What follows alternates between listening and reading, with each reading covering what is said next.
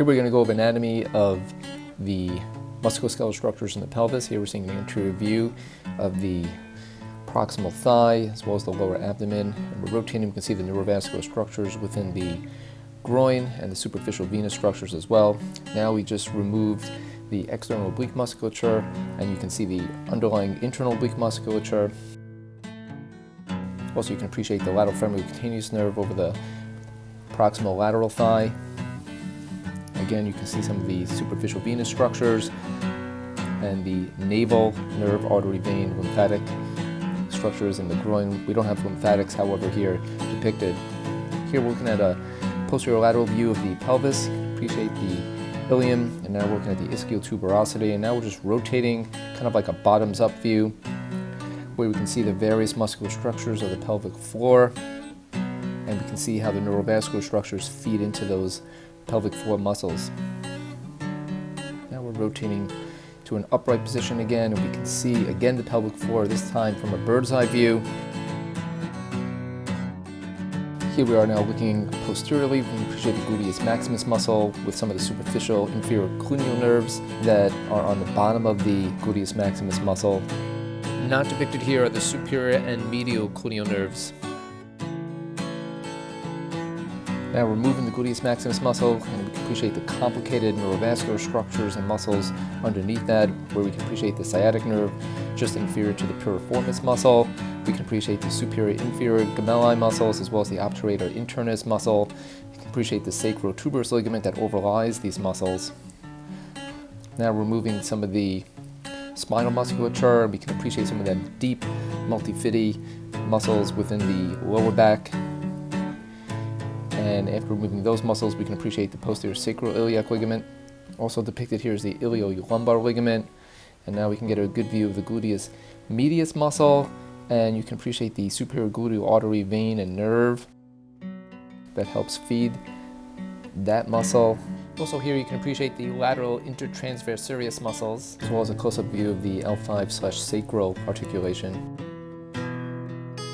Here's a good view of the gluteus medius muscle with the underlying gluteus minimus muscle. You can appreciate some of the branches of the lateral femoral circumflex artery, which here we can see the ascending branch going up towards the hip joint. Here's a close-up view of the groin. Again, you can appreciate the femoral nerve, femoral artery, and femoral vein. You can see the various branches of the femoral nerve going into the quadriceps musculature. And now we're rotating, going into the pelvis itself, where you can appreciate the sacral plexus. Here you can appreciate the femoral nerve as it's overlying the iliacus muscle. And here we are, we're rotating to appreciate some of the muscles within the adductor region. Here we're seeing the gracilis muscle, and we're also seeing the adductor magnus muscle. And now again, we can appreciate the pelvic floor from a bottoms-up perspective. You can see the iliococcygeus muscle as well as the pubococcygeus muscle with some of the overlying superficial nerves. And here we're going back to an upright perspective of the back of the pelvis. Again, looking at the posterior sacroiliac ligament, sacrotuberous ligament. Gluteus medius has just been removed. Now we can see the gluteus minimus muscle. Also, you can appreciate the various bursa around the greater trochanter. Here you can see a bursa that's underlying the gluteus medius muscle. You can see the greater trochanteric bursa that's underneath the gluteus maximus muscle. Again, a good close-up view of neurovascular structures. Here, the piriformis and the external rotators of the hip have been removed. You can appreciate the sacrospinous ligament, and again, some of the muscles of the pelvic floor you can see. Here's a good view of the bursa around the greater trochanter, and we just removed the bursa that underlines the gluteus minimus and medius muscles. Here we're again on an anterior perspective. We can see the sartorius muscle going up towards the anterior superior iliac spine that has just been removed, and we can see the iliofemoral ligament overlying the anterior aspect of the hip. After that's removed, you can see the underlying pubofemoral ligament. And again, you can appreciate some of the branches of the lateral circumflex femoral artery and vein.